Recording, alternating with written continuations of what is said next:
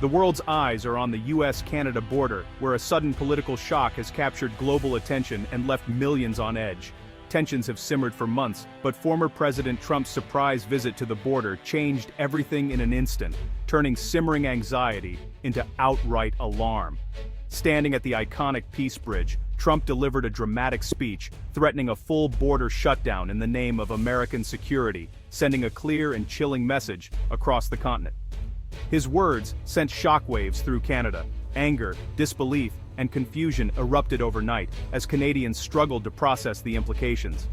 Suddenly, this wasn't just politics, it was personal. Families, friends, and businesses that straddled the border felt the impact immediately. Canadians felt their long-standing friendship with the US was being dismissed, as if decades of trust and cooperation could be erased with a single speech. Trump's comments confirmed the worst fears of many, that the relationship was more fragile than anyone wanted to admit, and that goodwill could vanish overnight. The idea of a closed border felt like a betrayal, not just of treaties and trade, but of shared history and family ties that spanned generations. Canadians began asking tough questions. If our closest ally now sees us as a threat, who can we truly trust? What does this mean for our future? The fallout was immediate and intense. News channels buzzed with urgent updates, social media exploded with outrage and fear, and calls for action grew louder by the hour. Prime Minister Mark Carney faced mounting pressure to respond decisively, as political leaders and citizens alike demanded answers and reassurance. Ordinary Canadians moved from quiet frustration to active protest, taking to the streets and border crossings to make their voices heard. A powerful boycott movement was born, straining economies on both sides of the border and sending a message that Canadians would not be ignored. In response, Canada began urgently rethinking its border policies, considering new security measures and diplomatic strategies to protect its interests. This was more than a headline, it was a turning point in North American relations, a moment that would be remembered for years to come. Two nations, once inseparable, now faced a crisis of trust and identity, with families and communities caught in the crossfire. The friendship that once seemed unbreakable was suddenly at risk, as old memories clashed with new realities.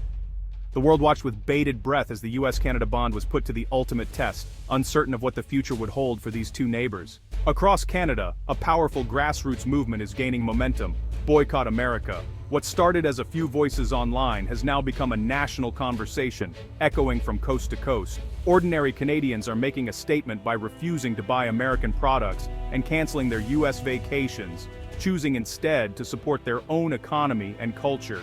This isn't a government directive or a political campaign, it's a message rising up from the people themselves, united in their resolve. In grocery stores, shoppers are passing by California oranges in favor of crisp Canadian apples, and bottles of American whiskey are left untouched on the shelves, a quiet but powerful protest. The movement is fueled by a mix of anger and national pride, a collective demand for respect and fair treatment from their southern neighbor. Instead of heading south, families are packing their bags for adventures within Canada, discovering the beauty and diversity of their own country while boosting local tourism. As a result, Canadian resorts and attractions are experiencing a surge in visitors, with families and friends choosing to explore their homeland. The boycott goes beyond groceries. Big purchases like cars and travel plans are shifting north as Canadians look for homegrown alternatives. Local businesses are thriving, and Canadians are showing their economic power and self-reliance by supporting each other. The message is clear. Friendship and partnership must be mutual, built on respect and understanding from both sides. This movement is not just about economics, it's reshaping Canada's identity and strengthening its economy from within. It's a direct response to feeling slighted and overlooked by their closest ally, a call for acknowledgement and change. Canadians are making their voices heard through their wallets, choosing local products and businesses over American brands to demand the respect they deserve. The hope is that this united stand will restore balance and fairness to the relationship between the two countries, paving the way for a better future. The world is watching closely, waiting to see if the United States will listen and respond to this bold Canadian movement. The Canadian boycott is hitting American businesses hard. Distilleries and resorts near the border are seeing sales plummet. Once busy golf courses and hotels now face empty rooms and layoffs. Ferry routes like Seattle to Vancouver have lost a third of their passengers. The ripple effect is real. Tour operators, restaurants, and retailers are all feeling the pinch. Business owners are caught in a political storm they didn't create. Many are urging both governments to restore stability and trade. The U.S.-Canada relationship is more than politics. It's their livelihood. Profits are down, uncertainty is up, and the future is unclear. The economic pain is spreading fast. Everyone is hoping for a solution before it gets worse. Western New York is feeling the loss of Canadian visitors more than ever before. Once, these border crossings were bustling gateways, filled with cars and families eager to shop, dine, and explore. Cities like Buffalo and Niagara Falls depended on Canadians for business, with local shops, restaurants, and attractions thriving thanks to their northern neighbors. Now, malls and attractions are quieter than ever, echoing with the absence of the crowds that once filled their halls and walkways. Political tensions, stricter travel requirements, and a weak Canadian dollar have made trips to the U.S. less appealing and more expensive for Canadians. Stories of tough border crossings and long waits have spread, making many Canadians hesitant to make the journey, even for a weekend getaway. Local businesses are struggling. Restaurants and hotels see fewer customers, and the ripple effect is felt throughout the community. The winter season, once busy with Canadian tourists seeking shopping deals and entertainment, is now uncertain and much quieter.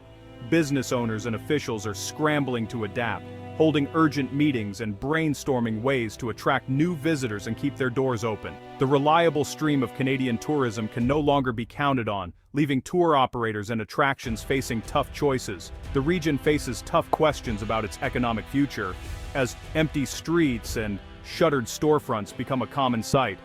Old strategies aren't working, new ideas and creative solutions are desperately needed to revive the local economy. The loss is more than financial, it's a blow to cross-border community ties and the friendships that have developed over generations. Now everyone is searching for a way forward, hoping to rebuild the vibrant connection that once defined this region. Under U.S. pressure, Canada has introduced the Strong Borders Act. Prime Minister Carney's bill overhauls immigration and border security. Surveillance is ramped up, and data sharing with the U.S. increases. New rules make it harder for refugees to claim asylum from the U.S. Canada is shifting from its open-door tradition to prioritize security. The bill signals a major change in Canadian policy and identity. Critics say Canada is aligning too closely with U.S. demands. The government insists it's about protecting national interests. The debate is fierce, security versus sovereignty. The Strong Borders Act is now a symbol of a changing relationship. The Strong Borders Act has ignited fierce backlash. Civil liberties groups warn of threats to privacy and freedom. Critics say increased surveillance and data sharing go too far. Human rights advocates fear new refugee rules violate Canada's values. The debate is about more than security. It's about what it means to be Canadian. Many worry Canada's reputation as a human rights leader is at risk. The government claims it's balancing safety and liberty, but doubts remain. The fight over this bill is a fight for Canada's soul.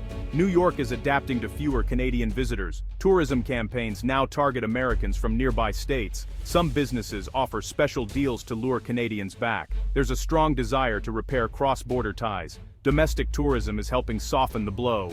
Leaders on both sides hope for a return to normalcy. Restoring trust is about more than money. It's about shared history and future. The hope for renewed friendship remains strong.